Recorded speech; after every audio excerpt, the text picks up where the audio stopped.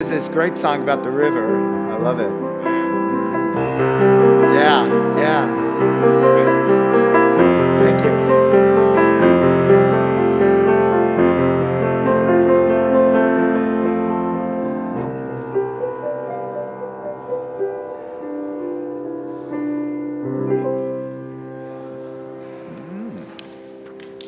Oh, well, thank you.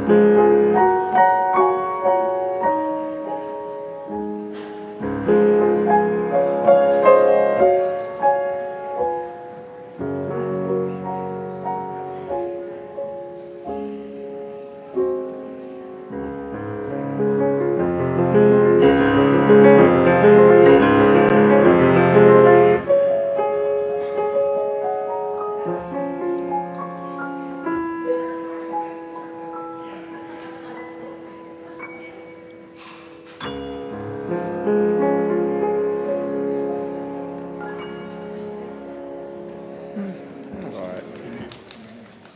What? Still a bunch of people coming in and Bill's not here. Oh, okay.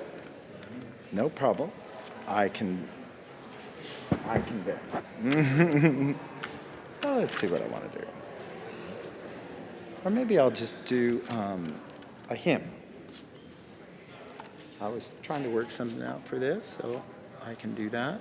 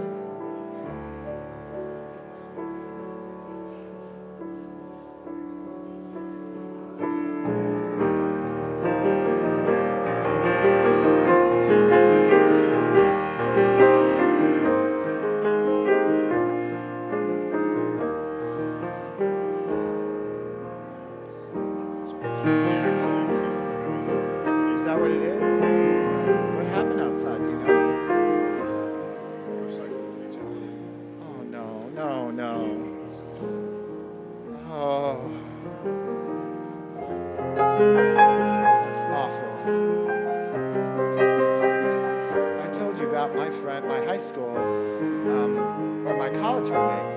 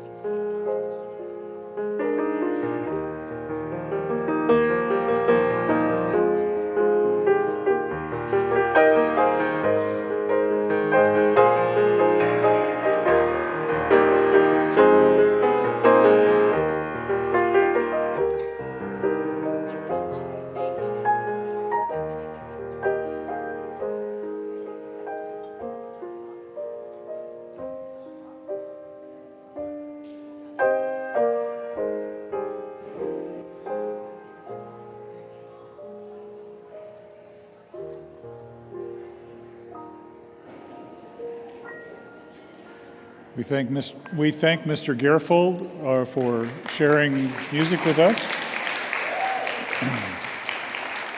Always a pleasure, and my mic wasn't loud enough, so thank you.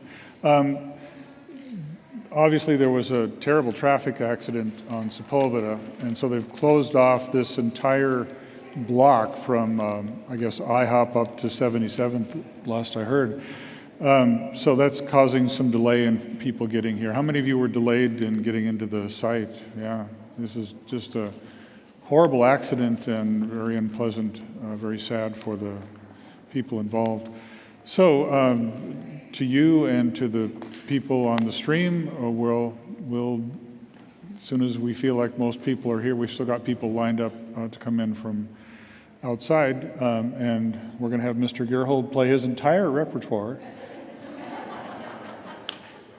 All right, what do you want to hear? No. Rick, better be careful.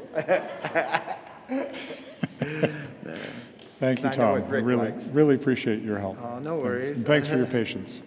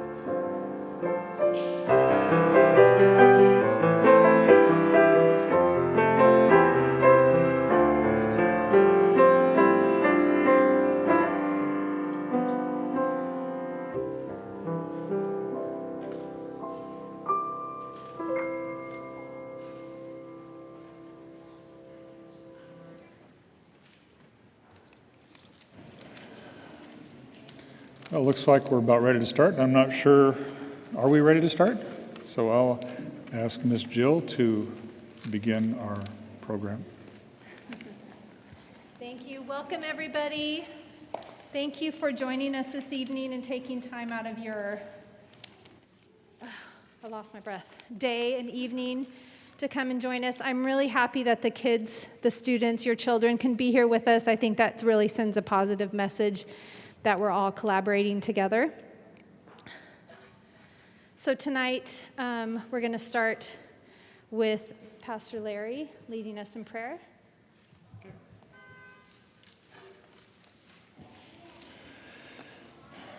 Let's begin with a moment of prayer. We thank you, gracious God, for this year, as difficult as it is, as difficult as it, and dramatic as sometimes things are to get things done as we normally would during the pandemic. We're still figuring it out, and we're still able to do what we need to do.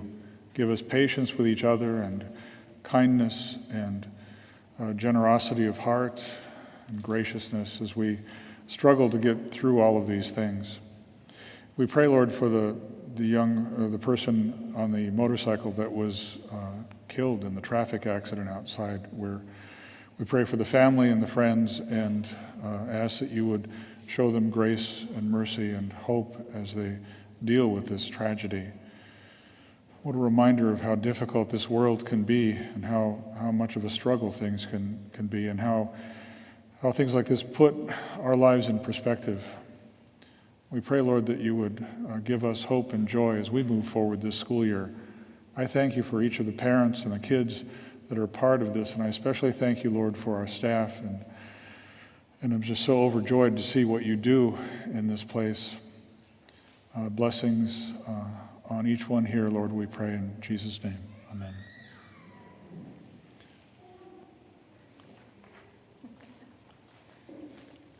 Okay. Thank you, Pastor Larry. Okay, so we just want to review a little bit with you so you know what to expect tonight.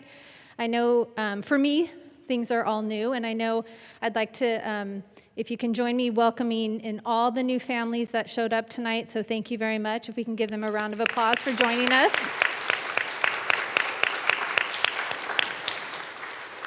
And for all the returning families, thank you for being a part of the journey that all of these teachers have been on with you, and staff and educators.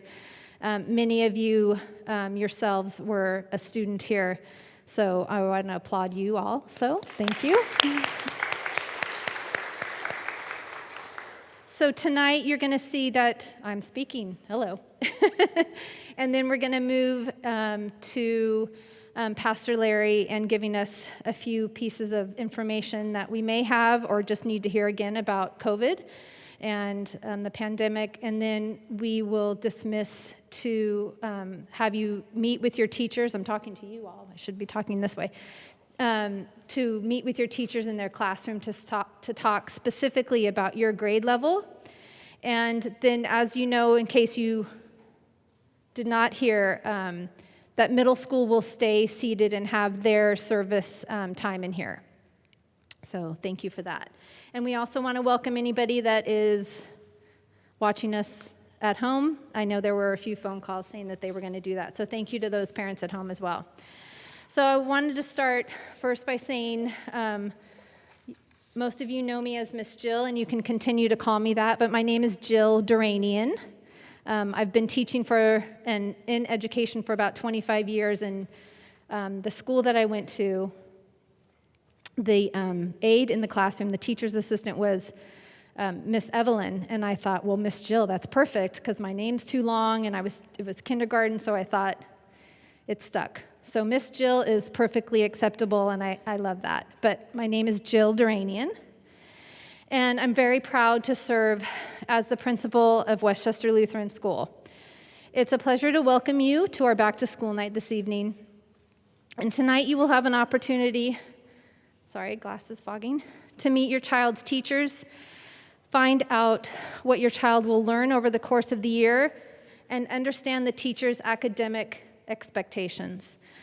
Our goal is to work together to support your child's success, and it is our mission to provide the best education possible for every student. And it is our philosophy that this only happens when there's collaboration and communication between the school, the student, and the family. So I will say, I think many of you I have spoken to either in my office or in the car line, and we know that there's a triangle for effectiveness, and we need the student, you need the school, and we need you, the family at home, to all be connected to make your child's experience the best experience it can be. So thank you for that. Your presence here tonight is a strong indication of your commitment to your child's education. We are glad you are here, and we appreciate your support.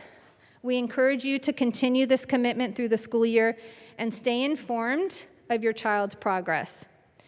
So I'm listing a few ways that you can do that, and please know, as I'm learning the system here, I had asked one of my colleagues to have a little grace with me because I don't know all the ins and outs, and I'm probably going to trip and fall and mess up and not do things exactly the way that everybody thinks, but together I think we can do that, and allowing each other to be a resource is one way that I like to work.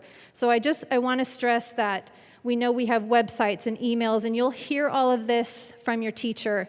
We have our huge social media presence, and I do hope that you follow us. I typically, if you do follow us, try to comment on it. I think Tracy is doing a great job with the Instagram and Facebook, so if you're not following us, please do that. There's flashes of information on there. The website, we have made updates and is in current progress, and Miss Amy is working feverishly on that with our company that we've partnered with. And then, of course, you get email blasts, and you have grade link, and you have phone calls to the office. But I also want you to know that most of you, if you don't have my personal cell phone number, I am available to give that to you. Because sometimes we can't always look at Facebook, or we can't always look at the website, or our teacher is teaching class and she can't answer, or he can't answer the phone. So just know that there's always somebody to help and guide with any questions that you might have. So now we would like to talk about a few of our programs and some things that we're doing differently. One of the things that we're going to do differently is have coffee with the principal, and probably have to have tea with the principal for those that can't make it in the morning. So we'll be announcing that coming early October, and so that's going to give you a forum to have questions answered and bring any issues, concerns, suggestions your way, my way, and we'll be announcing that. So that's one additional piece for you to get information and to be able to share. The other piece is just really knowing what our goals are, and I know this school has a very rich history of sending, I believe 100%, Miss Marty can confirm, of our students to their first choice high schools. So we can clap for that.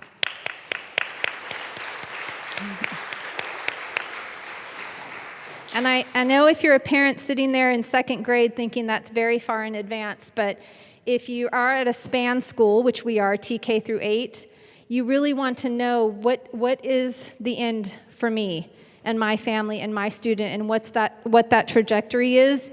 And you can know that it's a whole bunch of dedicated, committed teachers who are experts in their field. And I will say, I think they've heard this from me before, I've never worked at a middle school that is really treated like a high school, in that it is the social studies teacher is all in social studies, the science teacher. So everybody is an expert in their field for middle school. So if you're sitting at the lower elementary or upper elementary, you have a lot to look forward to down there. The other piece is us having our professional learning communities, and twice a month we have our staff meetings with intentional goals for improved academics, improved behavior, and so things that you will see long-term and short-term, And hopefully your students, and not hopefully, your students, your child will get the benefit from all of our actions. The last piece, and then we'll talk about some of our program, is some of the staff members and I are putting together some grant writing. So we are going to partner and have plans so that we are building the school. Tuition is, as you know, is the way the school is funded, and we want to go beyond that. So we're putting together a team to help us do some grant writing. And Mr. Steele, I would say, and tell me if I'm wrong, guys, but Mr. Steele already this week received, and I think maybe Lori will talk a little bit more about that, a grant from something that he was working on. So there's a lot going on there. Let's see. The next piece I wanted to highlight as I'm getting the time. I'm sorry. Okay, I will hurry. So I'm getting this. We're supposed to be fast. I wanted to say, as I've worked in many different schools and many different communities, this school has a unique role in this community because there's a lot what you perceive as competition, and I do not perceive that as competition. I think there is room for every school. And the uniqueness about this school is that we are a faith-based Christian school. And with that, the programs that we offer, not just because of that, but our sports program, our arts program, our music program, our extended daycare program, I really want you to know that how extensive those are and how different they are and what draws they are for not only the community that sits here with you, but the outsiders that don't know about this school yet. So if Angelique, Mr. Coach, if you want to come up, if you just don't want to come up, it's okay, you can stand up. I just want to honor those pieces of our program.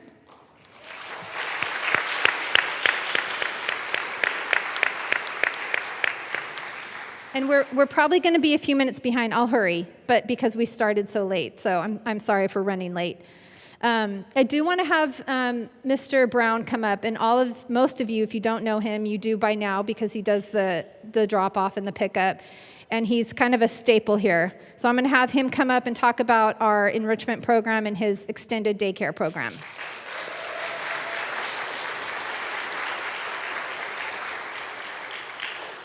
Okay.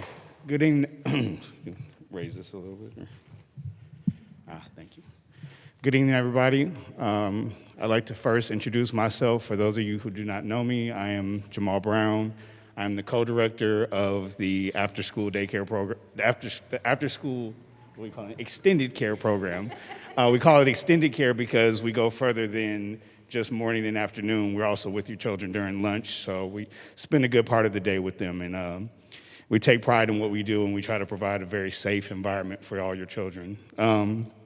Morning daycare, just a quick, and myself, I've been here for 23 years, 23 happy years, and I'm excited to provide the best service I possibly can. I have a very open door policy. You guys can always get in touch with me if you have to reach me. I understand that we're developing something online where you guys will be able to have updates for things that are coming for the extended care program.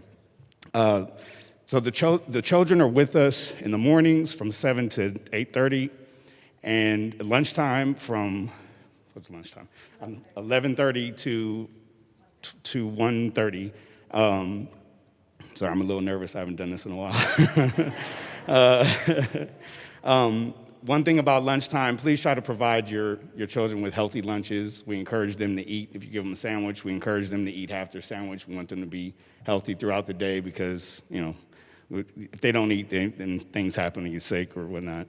In the afternoon, we are on Fridays, we have two half days per month, right? Is it twice a month? 2 half days per month, and we're working on an enrichment program. A lot of my staff have different talents, and so we're trying to make those of use to the kids, such as soccer, arts and crafts, football, basketball. We have all kinds of stuff. So we're working on doing that now. So for those Friday afternoons, on the Friday midday afternoons, we should have some good stuff for the kids to partake in. So if you want to leave them with us on those half days, it'll be lovely. Like I said, to wrap it up, you can always contact me or Mr. Asbury, who is my co-director. Like I said, we're always open anytime. Let us know. Our websites, our emails are on the website, so you can reach us. That's about it. Thank you.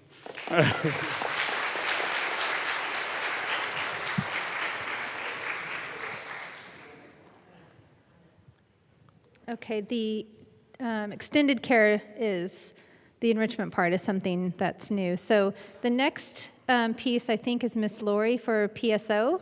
If we can welcome her.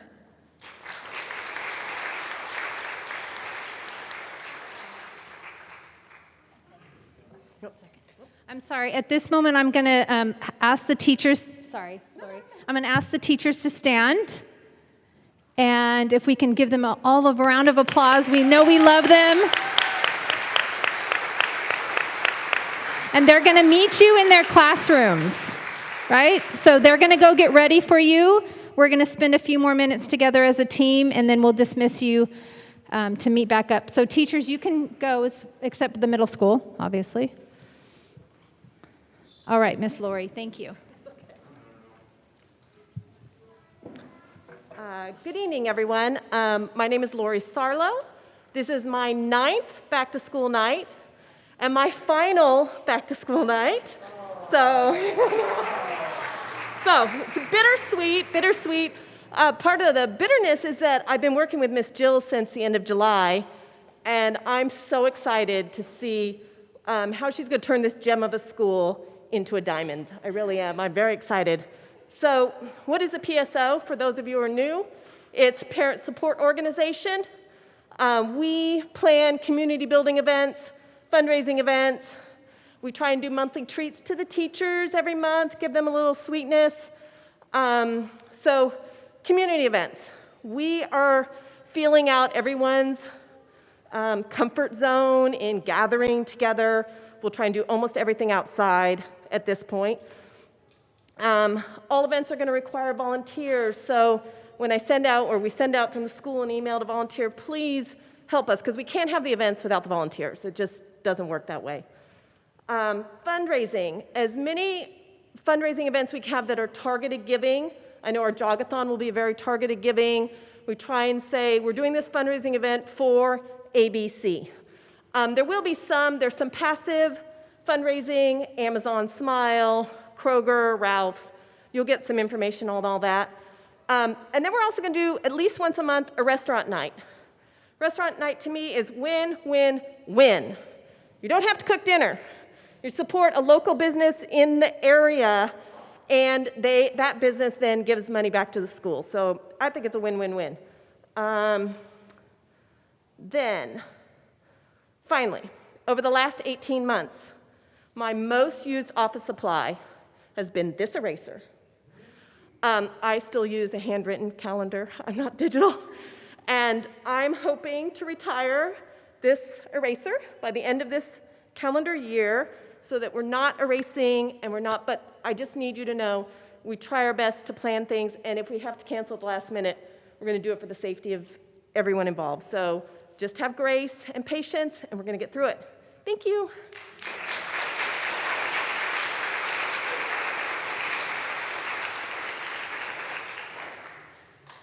Okay, I think Pastor Larry, you're up.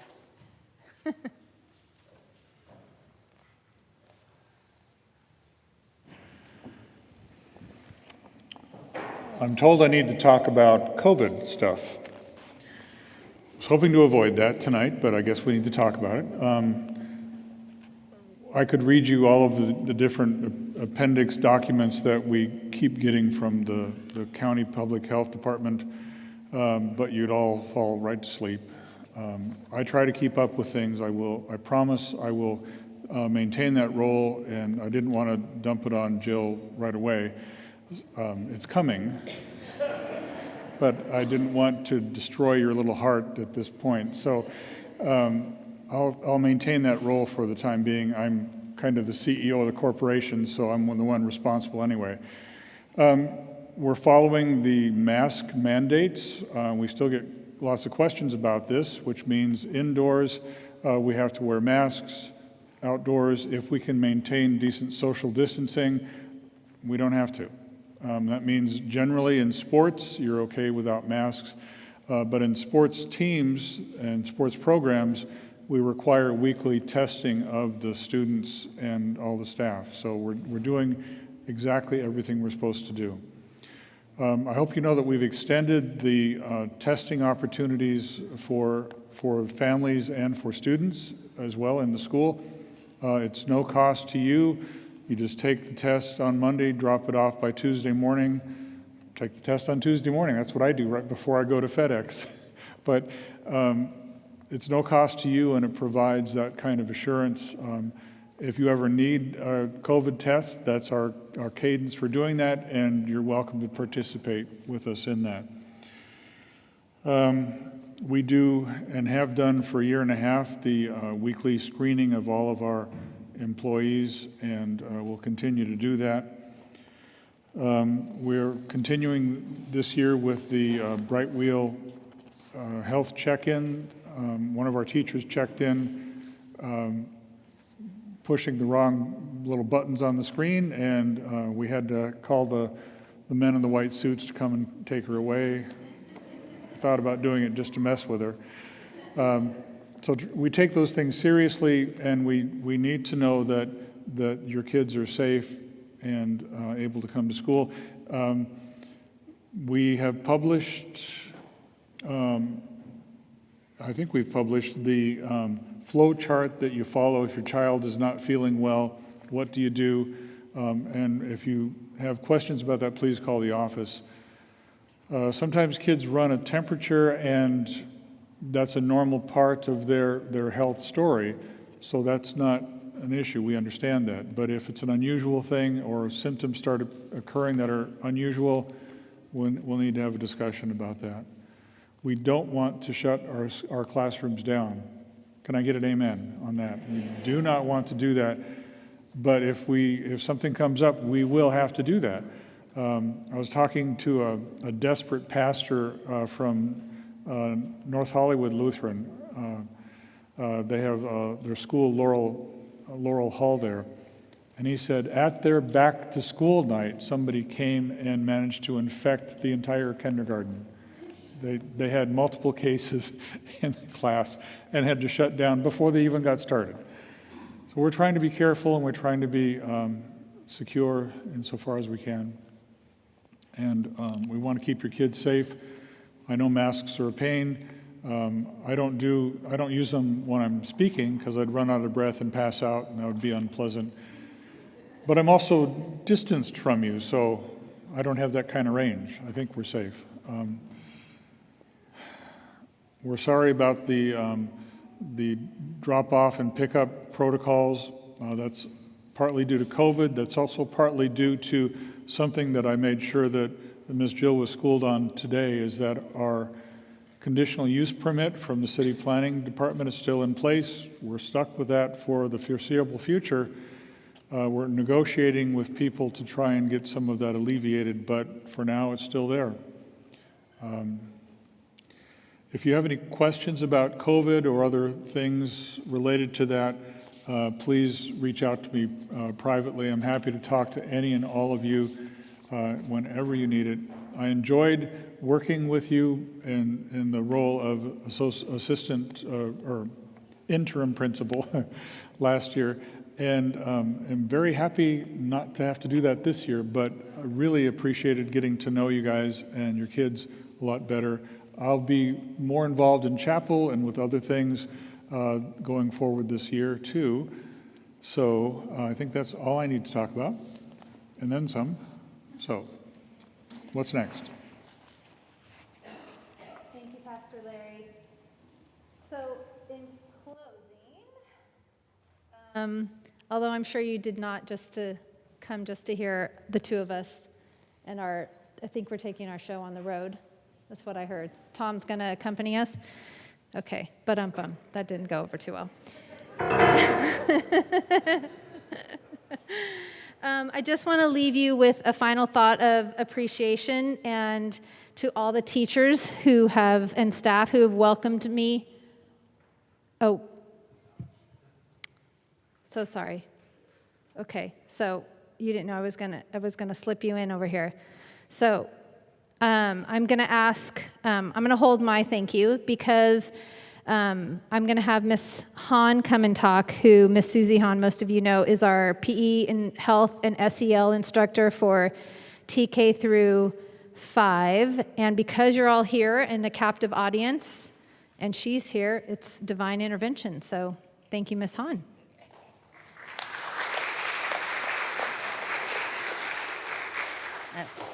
Good evening. My name is Susan Hahn. I've been teaching at Westchester Lutheran. This will be my 33rd year here, so different capacities, but this will be my 29th year of teaching. I got my Bachelor of Arts in Physical Education at Cal State Long Beach, and I have my physical education credential. We follow the national standards for California for health and physical education, so all the lessons are generated from those standards and are age appropriate for whatever class I'm teaching at the time. For PE, my philosophy really is just for the kids to strive to do their best, give their best effort, cooperate with each other, learn how to do learning together. It's a little harder now. I just had to tell them today that if we're close contact, masks are up. If they're running in their space, they can pull them to here. So we're working on those kind of things. The older kids have some skills tests, so we start to kind of hone in on skills as they get older. I just want the kids to challenge themselves and know they're safe to try anything in class they want, and just encourage them to try to do their best and improve in whatever skills are important for them. They can wear their PE uniforms to school. All classes have PE on Tuesday and Thursday, so they can wear it to school and wear it all day. They do not have to change. I just ask they have athletic shoes on because the turf can be slippery if they have strappy shoes that don't really have any kind of resistance on the bottom. And also water bottles. Please send your child with a water bottle. It's so much easier for them to get water anytime they need it versus me sending a group of kids to the water fountain. Health class, I don't give health homework. I think they have enough work as it is, so we do all our lessons in class, so their grades are based off whatever we do in class together. So I might ask them maybe from time to time bring something in, like a picture from a magazine, but I'm not gonna give them homework, so it'll be all done in class. SEL, this is the second year I've done SEL. SEL is social emotional learning. I found it to be very valuable last year. I really got close to the kids last year, Zooming with them. It kind of let me understand where they were, where their head was at, how they were feeling. And I thought that it was something that was important to continue, and Ms. Jill and I talked about it as well. We're currently doing the Zones of Regulation, which is a program that helps the kids self-regulate their behavior. So right now they're learning what the zones are. There are 4 zones. There's different emotions to each zone. They made their clips the other day. There's the colors of the zones. They made a clip here. They have these in their rooms, and they can put it based on how they're feeling. So they move their sticks around during the day based on what mood they're in, how they're feeling. Once they learn the zones, then we start to delve into what strategies do we use to help ourselves when we're in a zone where maybe we're feeling out of control. How do we get back to that safe, calm zone that we want to be in? So we're working on that. And just if you guys have anything that I need to know about your child that'll help me better teach them, physical limitations, anything. My own son, both of them went through IEPs, had to have services, do things. So I'm very familiar with all those kinds of things, and I have no problem doing something for a child if they need it. I just want to help them in any way I can. So appreciate your time, and I look forward to having all your children this year. Thank you.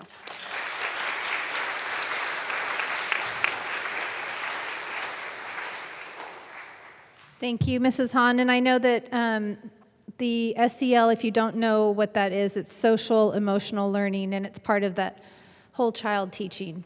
So, and we'll have more to come on that if you're not familiar with that. So I just wanted to end, sorry, Susie, too. Thank you.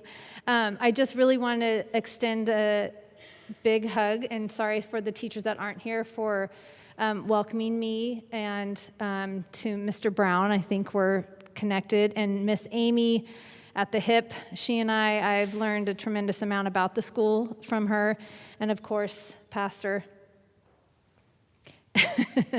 for hiring me, so thank you so much.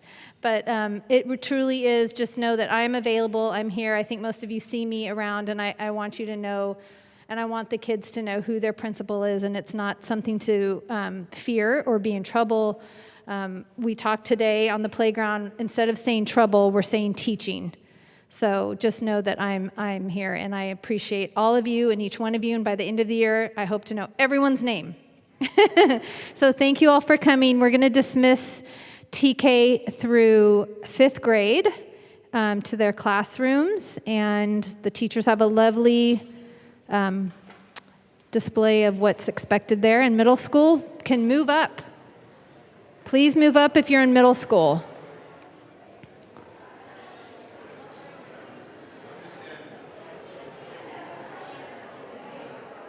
Who's the MC for you guys?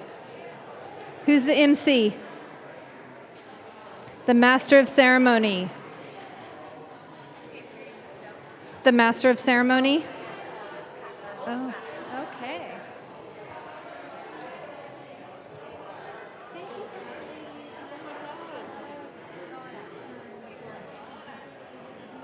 Let me see. I did you have thrown a little bit of Jesus loves me. I just threw it.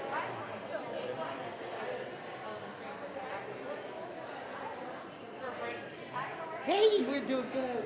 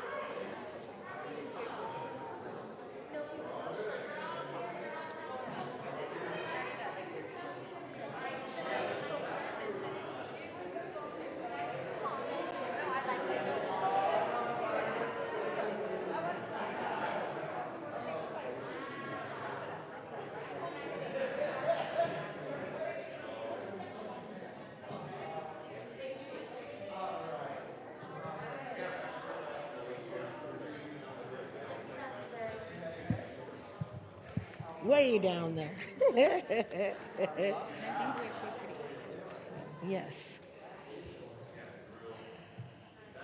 Well, welcome, middle school parents. We are so glad you're here. Thank you so much for coming. Middle school is definitely an adventure. We hope to have a year of learning, of adventure, of wonder, teaming up with our village here, the parents, the students, the teachers. Ms. Tyner and I are co-lead teachers of middle school, and if you have any questions, always feel free to call us, to email us. We are always there for you. And without further ado, we will begin our evening.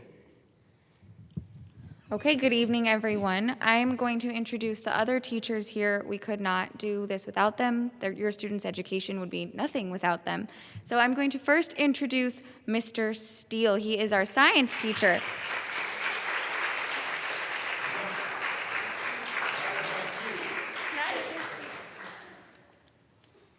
So good evening, Mr. Steele. I teach science and technology to your students. I also am the outdoor education coordinator, and we are having outdoor education this year, so that's really exciting. So to science and technology. Science is a language, so I teach them how to understand the words that they're using. They'll start at a lower level and move up to a deeper level as we continue along our path. They learn taxonomy. Taxonomy is important because it tells you the structure of things, the naming of things. They learn morphology because that's also very important in science. In technology, we will be working in the 6th and 7th grade with coding, as we did last year, with robotics, with electronics, and also different kinds of, I have a new system of holography that I'm going to be working with, and so that'll be for the 6th and 7th grade. The 8th grade is working on their trade show. They're starting this Friday. You will be invited. I don't know the exact date. Usually it's in January. We had it a little later last year because of COVID. So I'm thinking about having it a little later in the year where it's a little warmer, because we had it outside last year. And it was really very neat, very unique. It was probably the biggest event we had on campus because of COVID. Which goes to another thing. We're going to be having a lot of our events. We will be having our first field trip, November 1st. I'm putting that together with Mrs. Vaughn, with Mrs. Packman, and the rest of the teachers. Let's see. So everything that you need to know about what my class structure is on the website. So it'll tell you that we have tests every 2 weeks. It'll show the vocabulary, show the essay questions, and again, taxonomy and morphology. I think that's it.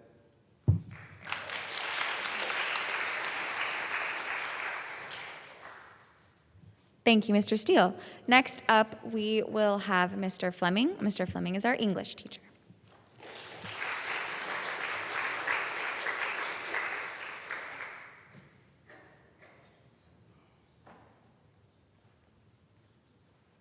Hi, everyone. I'm Mr. Fleming.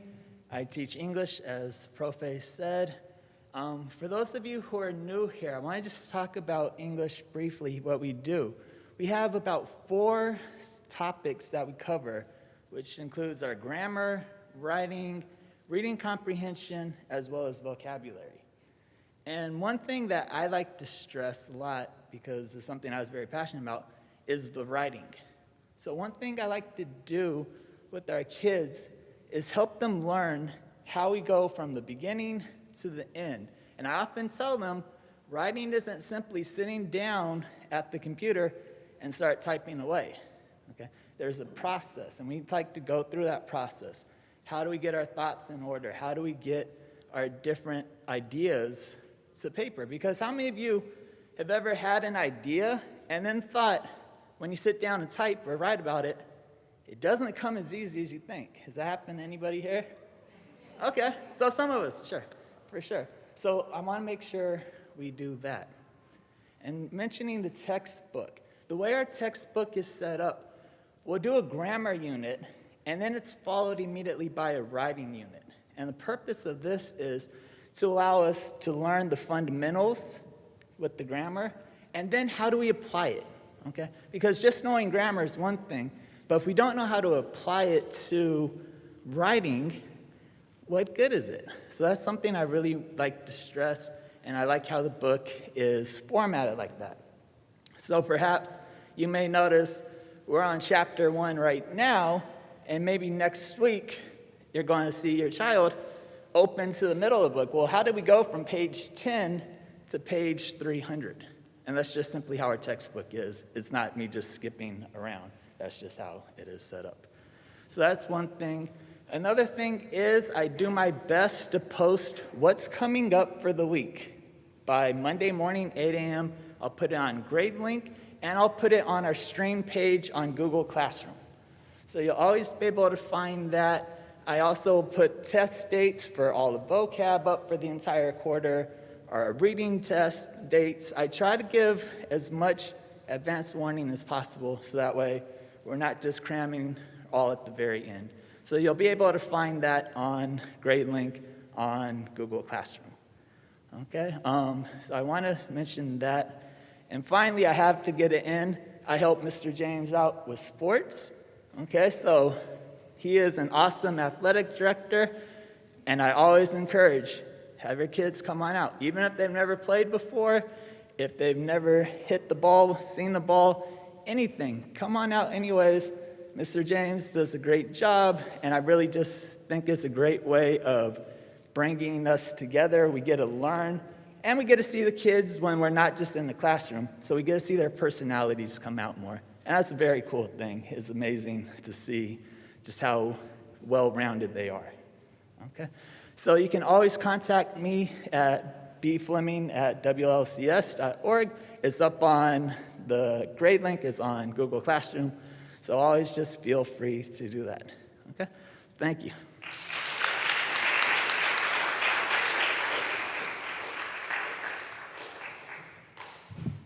Thank you, Mr. Fleming. Next up, we will have Miss Krug, and Miss Krug is our math teacher.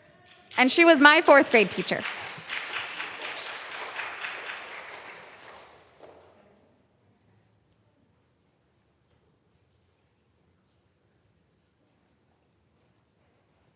These guys are so tall. Good evening, I'm Lark Krug, and I have been with Westchester Lutheran. This is my 23rd year in the classroom. but this has really been a part of my life for a very, very long time. My son was a student here in preschool through 8th grade. So this has really been a part of my life. And yes, Cameron was one of my former students. I'm not sure if that's a good or a bad thing. I spent most of my time here in 4th grade, which I absolutely loved, in 5th grade. And then when I had the opportunity to move to middle school, it was just wonderful for me. I was just joking with the 8th grade girls just recently, and actually Mrs. Kirkland has teased me a little bit about this, that I've been avoiding them for several years. So they have caught up with me, or maybe I've just stuck around long enough. And if you don't know, the recent graduating class, I was with them for 5 years. So they knew all of my quirks. Like Mr. Steele, I'm very much into the language of math. And so when I'm teaching math, I teach them the appropriate language. I want them to know that. And unlike Mr. Fleming, my math books are very scaffolded. So when we start with a lesson, it really builds on it. So I don't skip around because there is a purpose to it. So that's how I conduct my classes. I will give them a presentation, I'll give them some practice examples, and before they leave my class each day, I'm doing a little exit ticket. So I want to see, do they understand? Do we need to work a little bit more on it? So they're doing a little bit of practice before they get to do their homework. I'll have all my information on GradeLink. However, because things change, sometimes on a daily basis, I won't post homework until the end of that day, but it will be there. There is a plan on the teacher page to show you what I kind of want to accomplish during the week, but I am posted on Classroom also.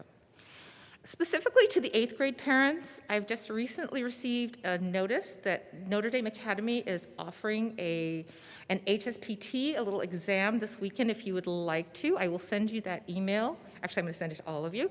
And you can sign up and take that test. Also to the 8th grade parents, I have access to Loyola's math exam, as well as NDA gave me a list of information. So I created a practice test for them to work on before they take the math entrance exam. So it's been very, very helpful. It's been wonderful getting to know your children. The 6th graders have been very lively. The 7th graders, they're just very, very sweet. And the 8th graders, I really am not going to avoid them, and I'm so grateful to have this year with them. And that is me. Like everybody else, you can reach me at lkrug@wlcs.org. And I'm available, of course, by email and phone. And there. Thank you.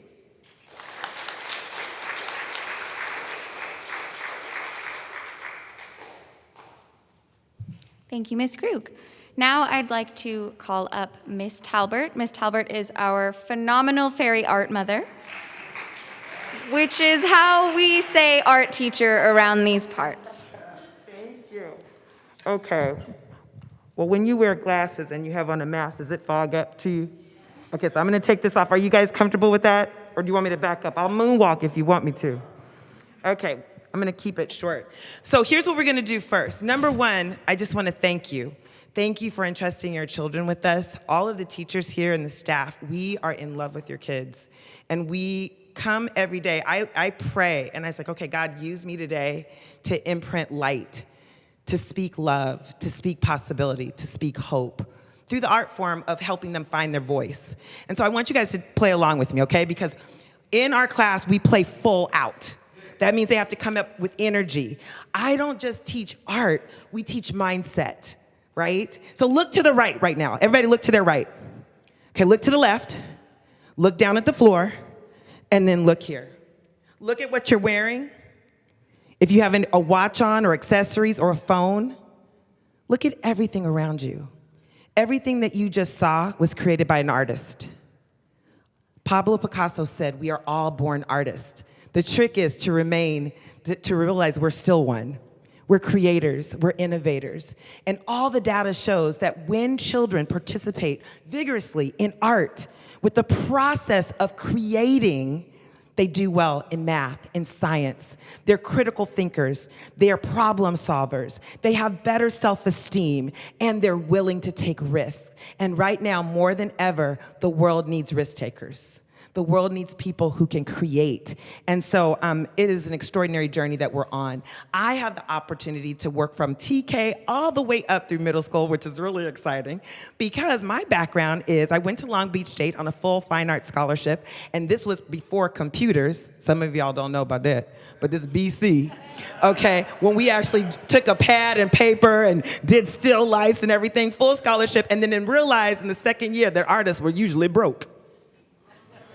And since I didn't want to be broke, I changed and went to USC and got my marketing degree in business administration.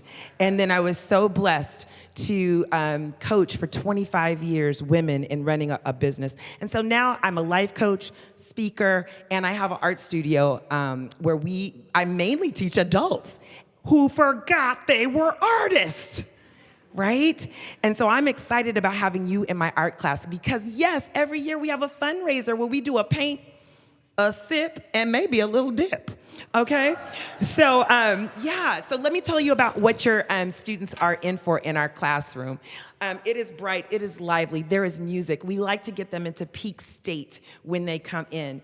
And so grading, last year we changed it to pass or fail just because of the situation, and I did over 2,300 Zooms last year. That's what it said. Over 2,300 recorded Zooms. Get excited. And so, but this year, what we're grading on is 4 parts. Number 1, their passion project. So we go through 2D and 3D art, right? The normal drawing, painting, printmaking, all of those wonderful things, photography, and then 3D with sculpture and paper mache, digital photography, even process art and performing art and all those wonderful things. So we have that. They get to pick, though, 10 hours of putting their soul and finding their voice through whatever medium brings them joy. Okay, so that's worth about 20% of their grade. And then 10% every night, I don't give homework, but they have a sketchbook. And so twice a week, I just ask them, I'll give them a prompt, and I will ask them to just kind of do an art journal, just to express themselves based on that prompt. It's almost like a writing journal, but through visual art. So that's 10%.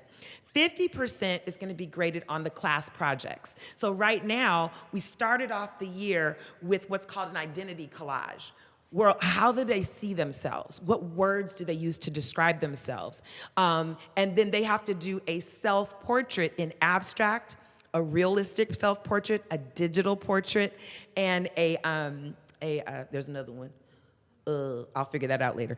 But self-portrait, so you'll see that. 20% is participation, meaning are they cooperating? Are they offering a conversation? Are they offering their perspective and reflection when we do art critiques? And so that's how they're graded. You can always go on Google Classroom. I will list on Monday what we're working on, and then everything is due on Friday. I also put it on GradeLink, but like I said, there's not a lot of homework. At the end of the quarter, they'll have their passion projects that they will present, and then we'll do a critique. And I'm hoping that we can even collaborate and actually do an art gallery. Who's in?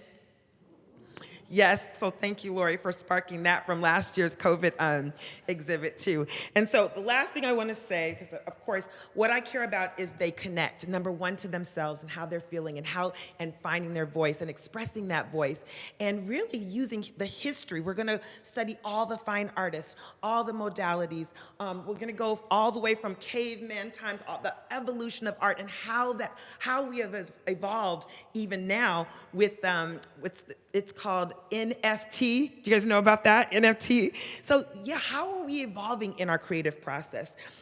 We also will be doing a lot of collaborative pieces, and they're learning how to actually critique without judgment. We always say in my class, practice makes what? Yeah, and what I teach, today I told them, I was like, okay, y'all know I'm trying to brainwash you, right? Because words are power. And so we don't say practice makes perfect, we say practice makes progress. That all of us, when every day we wake up, God gives us a canvas and a vision, and we start to paint. And what I care about is that your children, your students enjoy the process and not just the product. That they enjoy the art of tweaking and adjusting to take an idea from nothing into fruition and be proud of what it is, even if they never see it again. So I thank you. I know I went over my time. I could talk to you all day. Come see me in my classroom, and I look forward to creating with you.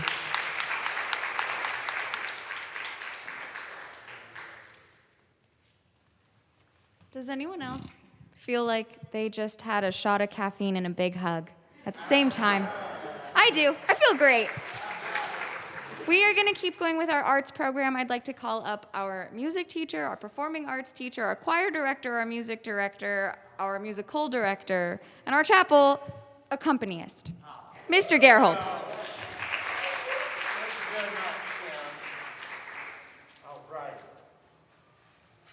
I'm going to take this off too so that you can hear me a little better if that's okay. Yeah, I'm Tom Gerhold, and I teach music and performing arts in this school, and I get to work next to this lovely, amazing art teacher that you just heard, and savor that energy. Our class feels it, her class feels it, so there's like a whole aura going up there when you walk up the steps. It's wonderful. So, yeah, and I also work here at the church. I coordinate the program, and I'm director of the music program here. So there's a little tie-in between the church and the school, which is very important to me. So like many of the teachers that you met tonight, I'm an alumni. And yeah, I'm dating myself, but like over 40 years of service here, and I've been in the classroom for, I don't know, 21 or 22 years. So I feel very deeply about this plant. I have a lot of memories here. I have a lot of friends and family that are lifetime here, and I couldn't be more happier than to share that with every generation of kids that come along and have them be part of it. And so what goes on in music? Well, pretty much what you would expect, but we just put a little kick on it. So we sing, but we learn the technique of singing. We just express ourselves as much as we can with those masks, ladies and gentlemen. Let me tell you, it's a little hard. So we've got 3 locations that we use, believe it or not. We use upstairs for when we do more of the academic stuff and some light singing. Then when I really want them to blow their voices out, we totally distance them out over here and over there. And even with the mask, they just take deep breaths and they sing. So it's a good thing. And then we do performing arts over in the outdoor education classroom over there. On the other side, as long as the weather is good. And isn't the weather always good in Southern California? I mean, there's been at least 10 songs about it, so there must be something to it. Yeah, so we learn. I have my own program that I started many years ago here on how to read the music notes. We use boom whackers. We use these little things that are on the screen, and activities and handbooks that they use. We build a music vocabulary. We go and as you heard earlier, we develop the voices so that they can, because you never know who you're going to have in your classroom. I mean, in my history, I think I have like 3, maybe 4 professional musicians that are out there in the world making a difference. So you never know. So I always like to teach with the mindset that there might be a few that might want to make this a career. So you never know. And for the rest of them, they're getting an amazing musical experience that they can remember their whole lives and be lifelong participants in the music scene, in the community, going to programs or being part of the worship service. So all of that's kind of really, really important. In 6 through 8, when we have performing arts, we like to encourage them to express themselves through solos, through monologues, through scene preparation and creative performance pieces. It's an exciting program, and I'm proud to be part of it. Each class performs in the Christmas program. It's something that we rehearse in the classroom, so there's no outside or afternoon type things. It's all in the classroom that we work up just a month in November. And it's usually the night before the last day of the year. So I believe that if that's the 17th, then Thursday night, the 16th, is our Christmas program. So please mark on your calendars. So if you're inclined to go vacation early, maybe just think that, oh, well, maybe my son or daughter might be in the program. Yes, they are. They're all important. They all have an important voice. So please be part of that. And this year, I couldn't be more excited about our spring musical. It is extracurricular. That means they will come in and they audition, and details will go out for that this coming week. We're doing Aladdin. And we're going to do it up because for 2 years we had planned on doing stuff, but COVID got us down. So I've even got a plan B. If it doesn't work out and someone sneezes in Ohio and they need to shut us down, we are going to do it outside. That's just the way it is. We're going to do it this year. So pray for us and encourage your children to audition and to be part of this great tradition at Westchester Lutheran School. I've been part of this for a long time. I have 20 years of shows that I did with another person here that worked here for many years, and then I've got a few that I've done in the last few years. But yeah, it's an important thing that we do here in this school. Let's see, in terms of extracurricular activities, since I just talked about the show, there's also the opportunity to sing in the choir and the praise team and the praise band. So once again, if you know that you have a talented kid that's sitting at home doing the guitar thing or singing their hearts out, and for some reason they don't sign up for it, or they don't come and say, Mr. Gerhold, I want to sing in praise team or sing in praise band or sing in the choir, maybe give them a little nudge, or maybe even a phone call or a little email saying, a case in point, I told you about I had a few professional singers in my lifetime here that went on to the real world. One of them, I went back and I saw his audition for the choir. And on it, I wrote, why do you want to sing in the choir? And this 7th grade boy wrote, because my mother said I have to.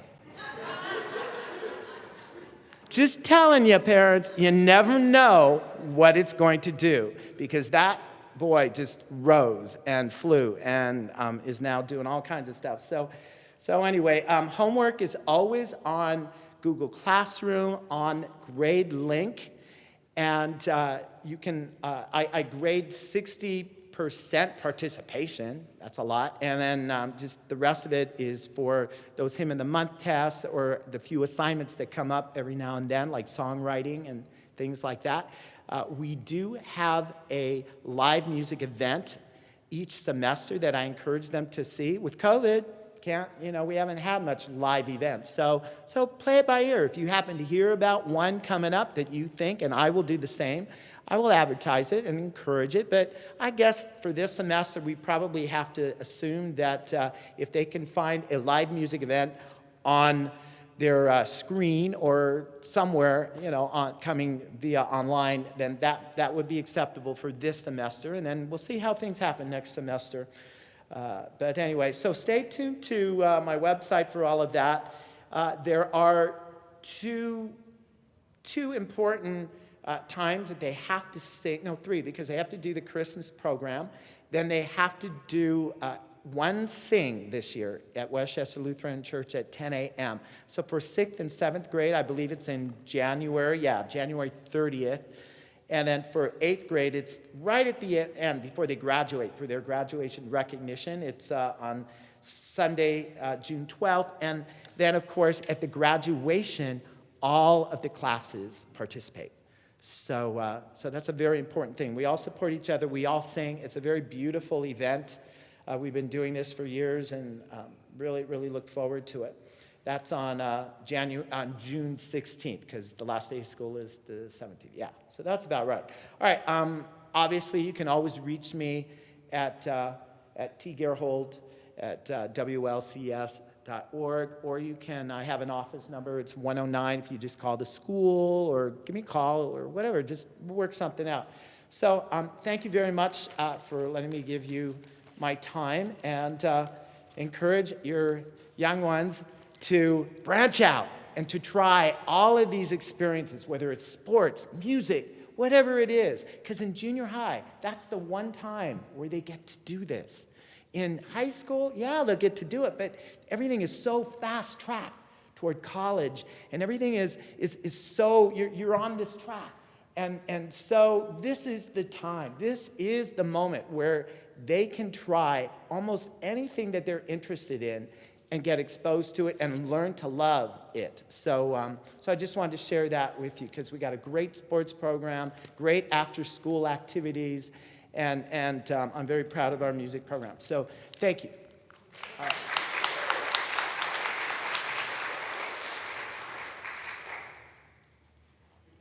Thank you, Mr. Gerhold. Okay, I don't know about you guys, but I love shopping. I love sales. And what I really love is a 2-for-1 deal. And that's what you guys are about to get. I would like to call up Mr. James, the freshest coach and athletic director of all time, and Miss Packman, our social studies teacher and also my co-lead. Thank you.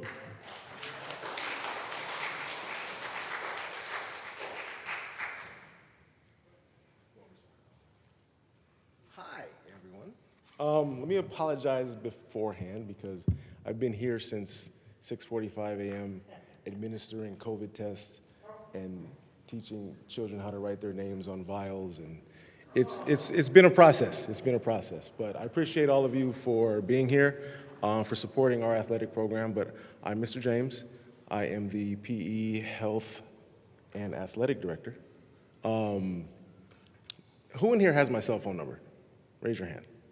Who in here has used my cell phone number? Raise your hand. Please feel free, anytime, okay? Weekend, evening, doesn't matter. I'm here to serve you guys. I'm here to help in any way I can. A lot of our students who graduate will come back to work out with me in my classroom, which they have named the chamber. It's a torture chamber. So, and if they don't come back to work out with me, chances are I will find them at their high school and try to coax them into coming back to work out with me. See, Danny's ready. But in PE, it's pretty self-explanatory. Bring your effort and make sure you have your PE close. That's literally it. If you bring 100% effort, you are going to get a great grade. I'm here to support, I'm here to push you, I'm here to facilitate their greatness. And that's my philosophy when it comes to PE. We'll be doing a lot of biomechanic work. We start with basic agility, move to speed, endurance, and I run it more like a training session than I do a PE classroom. The goal behind the program is to really create that personal enhancement, right? It's more than learning a game or, bumping a volleyball in session, right? I want these kids to be able to grow up and be confident walking into a gym, taking care of their health, being able to run around the block, all those little things that we take for granted and have taken for granted in this last year, right? And apologies to my colleagues, but I do feel that for the next year or so that PE is probably the most important class.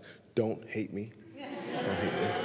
And the only reason I say that is because I have a 18-year-old daughter and a soon-to-be 14-year-old daughter who were super athletic. And as soon as things stopped, those feet kicked up, iPads came out, and they were typing and taking pictures and selfies, and games were shut down. So I want to get our kids back moving again, okay? That's the goal. As far as health, it's really a discussion-based class starting in 6th grade. We're working on building their health triangle, right? We want them to be strong socially, mentally, and physically. And we really practice building those 3 areas. So class is going to be discussion-based. We'll present a topic, and I let our students kind of give me their thoughts on what they read. No topic is off limits. We are a Christian school, so I will kind of steer the conversations a certain direction, but I want kids to be able to express themselves. And if they read something that they don't agree with, I want them to express that, and then we can work through the answer together, okay? Again, if you have any questions about class, you can call me, text me, email me anytime. I'm also the athletic director, and we are members of the Pacific Basin League, which is a league of about 14 schools. We are probably the smallest school in the league, but I'm very, very happy and very proud that we walk into these larger schools and actually compete. We put good teams on the field and on the court, and I really need more athletes. So if an email goes out and a permission slip goes home, please consider signing. I know you guys have other things going on outside, but if you could participate, it would really help our program out, and it really helps the kids out too. I've already spoken to a few of you who are doing outside stuff. I understand, I get it, I appreciate you letting me know, but if you can, please consider joining one of our teams. In addition to that, I wear many hats at this school. I've worked here for about 23 years. I started 2 weeks after Jamal did, and we've been here ever since. But I started as a daycare staff, moved up to be a teacher, then athletic director, and now I'm also a co-Bible study teacher. Yeah, I know. The best thing about that is I get to really dive deep into the material and learn along with your children, and that's something special to me. My youngest daughter graduated last year, so I didn't get to do it with her. I would have loved to sit down and do that with her and learn more about our faith and dig deeper into our faith. But we'll do it with this year's 8th grade class. Me and Ms. Packman are going to do our best. Bible study team right here. Best team on campus. We're going to be talking about things like the minor prophets, story of Jesus, and we're going to build on your child's Christian foundation. In our early sessions of class, we've really kind of skimmed over a couple Bible verses, and we want to get our students' interpretation of what those verses mean to them. And then we'll have discussions based on that. And then we'll move into our textbook, which is Route 66. We haven't dove into that yet, but we're going to do that probably next week, we'll say. Yeah. So be looking out. If we stumble, please be patient. We are doing our best, and we will continue to do that. That is our promise to you, and we just appreciate your support, and that's it. If you have any questions, you know where to find me. Thank you.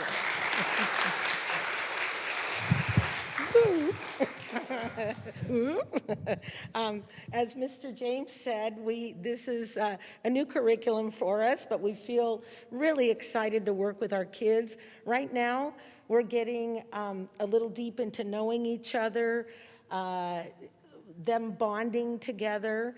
We're also, as he said, besides what he said, we're going to go through Paul's letters and also the history of the church. And we're also going to use the 7 habits of highly successful teens, which are actually great habits for adults as well. But we're gonna go over those, and we really hope to get to know them a lot better and on a deeper level, and to help them strengthen their faith and their confidence in their faith and so forth. So we are really excited about that, and we're team teaching this. And Mrs. Krug is teaching Bible study to 6th grade, and Mr. Steele, Bible study to 7th grade. So they have their curriculum. Mr. Steele uses the same curriculum we do, Route 66, but he covers different topics. There are 70 pretty deep and lengthy topics in there. So Mr. Steele is covering the first part with the 7th, and we're covering the second part with the 8th grade. As far as social studies in my class, those of you whose children have had me before know that it is highly interactive. We do a lot in social studies. We try to make history come alive. And 6th grade is ancient cultures. So we go throughout all the ancient cultures. We go through the factors of highly successful civilizations. Why were these successful? Why was this not successful? Why was this a great leader? Why was this not such a great leader? And so they compare and contrast, and they get all the basis for history and the terminology and archaeology and artifacts. And last week, we started working on geography, the difference between weather and climate, things of that nature. My classes are all student-centered. When they get a spark of curiosity, we dive into that spark. And I use a lot of KWL charts for those of you that might know or might not know what they are. Let's say we start a unit on Egypt or US government or the Renaissance.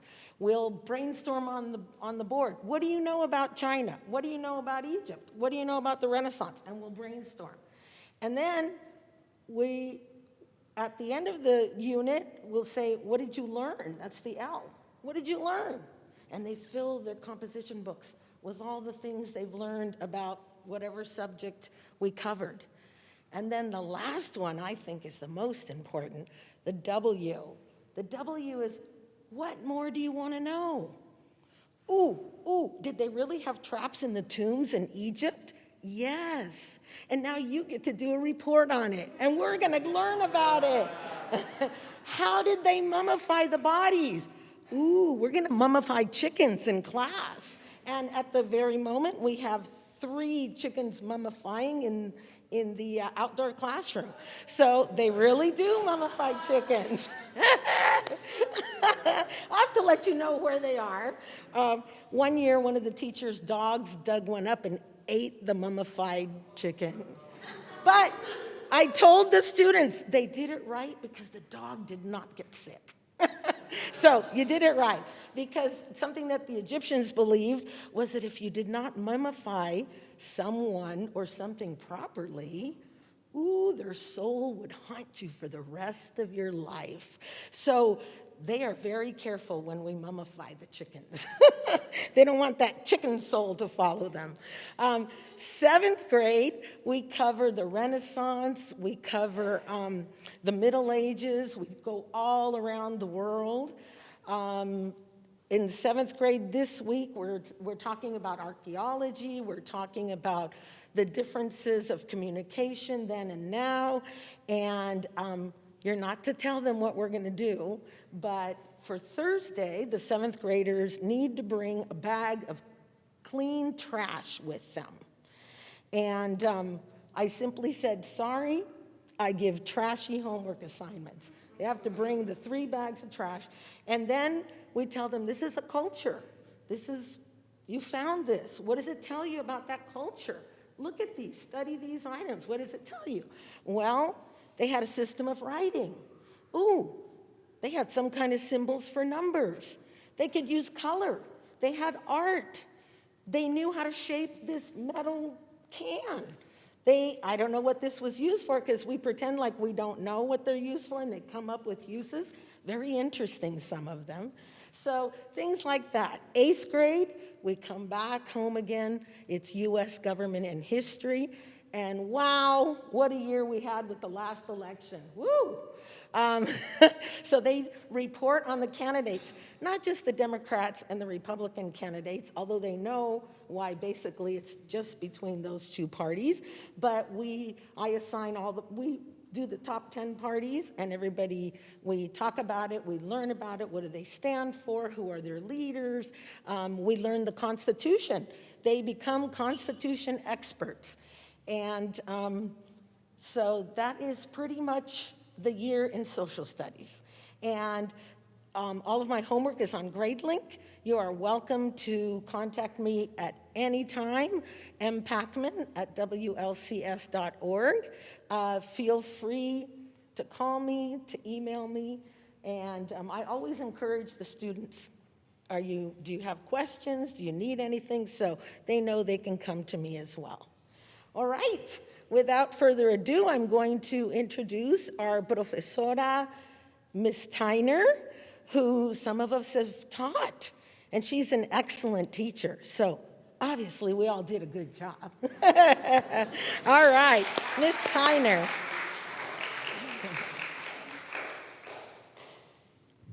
Gracias. Okay. I mainly only have 2. I want to try something. Oh, wait, don't go. I see you back there. Don't go yet. Hola todos, ¿cómo están? There we go. I got the 2 people that I knew would say it. See, they're speaking Spanish already, y'all. This is amazing. Okay, me llamo, Profe Tyner. Can anyone tell me what me llamo means? I'm looking specifically at 2 people who reviewed it today. No one. Don't let me down. Anyone else in the audience? Me llamo. My name is Profe Tyner. I'm not a professor. I do not have my doctorate one day. But in the Spanish-speaking world, if you teach at a higher level, so 6th, 7th, all the way through high school, they actually call you profe, profesora, profesor. So when the students get to middle school, that is their treat. They get to call me Profe Tyner, whereas I also teach 1st through 5th, and they call me Señorita Tyner. I did go to school here, so by some counts, I've been here just as long as Mr. James, Miss Packman, and Miss Krug, because I too have been here for 23 years. 10 of those years I was a student, 5 of those years I was in choir with Mr. Gerhold. I was in an alumni choir. There were a couple years where I wasn't here, and then this is my 5th year teaching. My 4th year teaching in the middle school. Before that, I taught in the preschool. So I tell your children, if you act like babies, I will treat you like babies. If you act like big kids, I will treat you like big kids. My standards are pretty high, as in my personal classroom standards. My educational standards are from the ACTFL, the American Council of Foreign Language Teaching. So that's what we follow in my class. But it's a super fun, super interactive class. I'm in the same hallway as Miss Packman, so the students really travel the world in that hallway. They also have a very loud hallway because our videos are usually competing for each other. And so I will break it down for you. 6th grade is introductory Spanish. So if you've never taken Spanish, no worries. If you've been here since 1st grade, awesome. It is introductory Spanish, and your students will learn basically present tense verbs and how to describe their inner and outer worlds. They do a lot of projects in my class. In 6th grade, those projects include a collage for Dia de los Muertos or an introduction of themselves. And then in 8th grade, they do the same project, and they can compare and contrast how they introduce themselves in 6th grade and what they're capable of in 8th grade. 7th grade takes the same book. So we technically break a Spanish 1 book over 2 years. So by the end of 7th grade, your students will have finished all topics equivalent to Spanish 1 in a high school. So that's getting a little more intense. They start using past tense. They can do near future, near past. They start describing more of the world around them. And in 8th grade, one of my students asked, okay, so then in 8th grade, are we what, in Spanish 2? No, the answer is no. That is for their high school teachers, and I wish them well. In 8th grade, I don't know, how many of you took Spanish in high school? Let's be honest. Great. How many of you feel real confident with that Spanish now? You could just roll up to a Spanish-speaking person and hablar fluentamente. Okay, I actually don't see any hands. So this is my fear, and this is something that happened with many of my colleagues and my peers. We took Spanish here from 1st grade through 8th grade. Many of us went on and took it later in high school. And while we could conjugate verbs in our sleep, and while we know masculine and feminine nouns, many people actually lack the confidence. That's the key piece there to speak.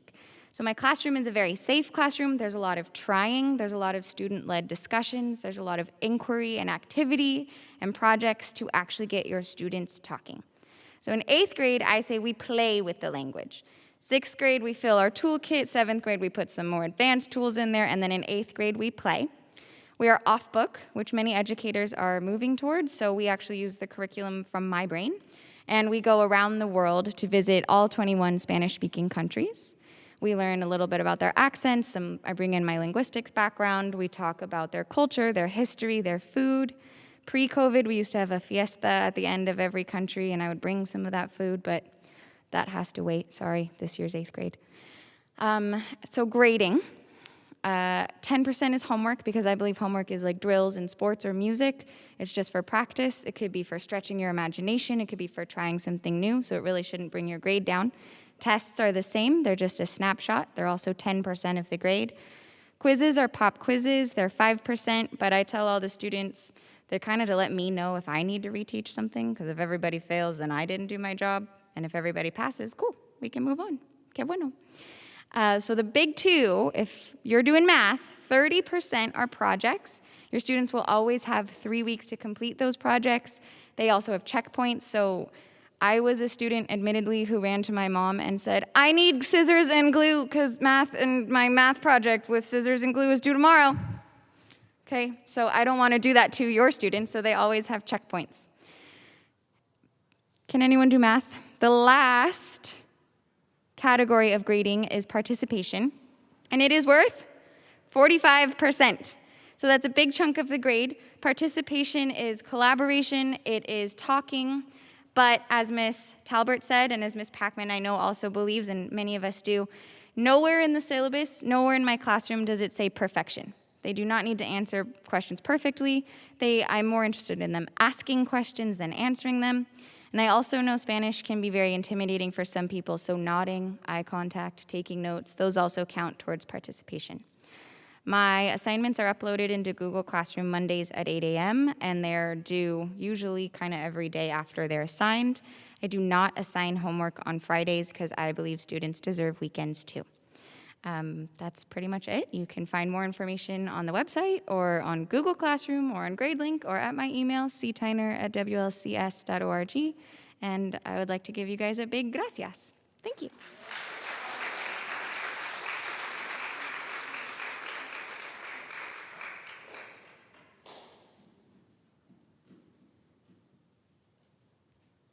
Y es todo.